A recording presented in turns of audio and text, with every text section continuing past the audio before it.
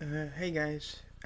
So I know I'm a little late, a couple months late to this, cause I didn't no interest in seeing this, but my girlfriend and a couple other people said I needed to watch it, so I just got done watching the new Texas Chainsaw Massacre reboot sequel, thing that's happening nowadays.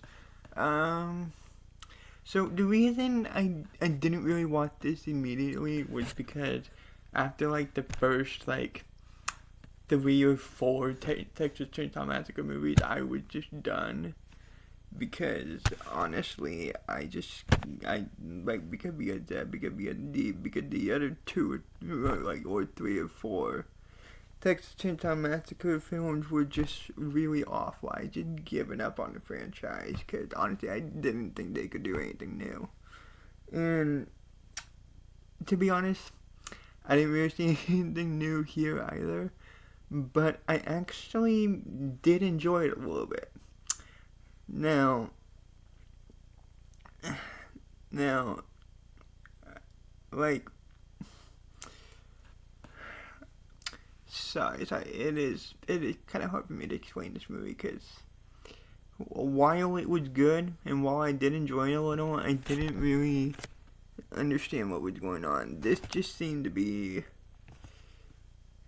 like, okay, so I mean, I understood everything that happened in the first Texas Chainsaw Massacre because this is going back to what happened 50 years ago. And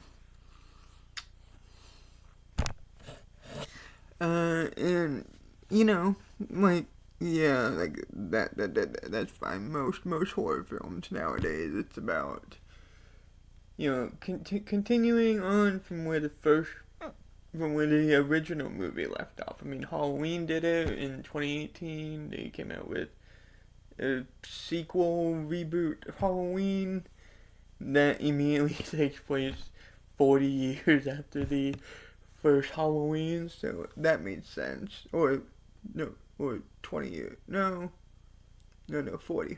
40, my bad. I forgot. uh, but yeah, so when it came to this one, Leatherface, Leatherface is not as common as a villain then, as you know, like Freddy Krueger, Jason Voorhees, Michael Myers, even Chucky, all of those are more well known. Most horror films, most horror fans, including myself, like yes, yes, I mean we do see Leatherface as a horror icon. But I don't think he's had as many movies as the other well-known horror icons, especially people like Chucky and Michael Myers. They're somehow still going, whereas Nightmare on Elm Street and Friday the 13th, they've just been dormant because there are legal issues with those two.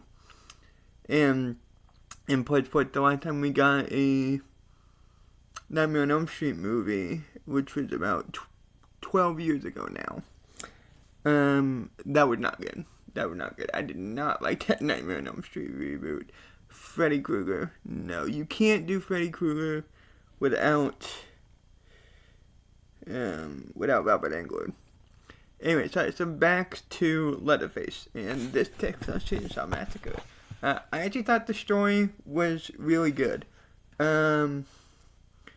Cause yeah, like while it wasn't so much bringing back Sally from the first one, and more focused on the kids that are in this movie. So that I understood. The thing I like kind of interesting is kind of the backstory for one of these characters. Her name's Delilah. Yeah, so I mean, I thought her backstory was really good. And it kind of shows why she's kind of against, kind of like against everything that happens in this movie. I kind of understand it. So I mean, I thought that was good. Just try it, you know. Um, uh, Leatherface himself. Um, well,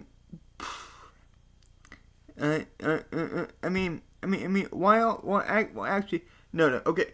So the one thing I like is his. Okay. The one thing I like about Leatherface is that he actually does this really cool, kind of like attack move with his chains. I don't know if I don't remember if I ever saw him do it in any of the previous films, but what he does, I actually thought was really interesting. Um, I mean,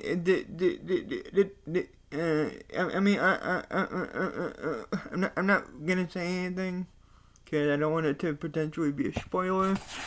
But but yeah, no, I thought but yeah, so pretty much with everything going on in this movie, I thought it was like a nice little film. Um, I don't know if anyone or I'm actually not sure if there's gonna be a continuation of this, but if they do but if there's gonna be a continuation of this movie, I actually would like it to be more focused on Lila. I really liked her character. So I actually would kind of like them to explore more on her. And maybe this time she goes to revenge on Leatherface or something. So I think that'd be really interesting. But anyway, so yeah, sorry I got to this movie so late, even though it's been out for a couple months now. I just never got around to it because I didn't really, I honestly had no interest in seeing this. But after being told I needed to see it, decided to check it out.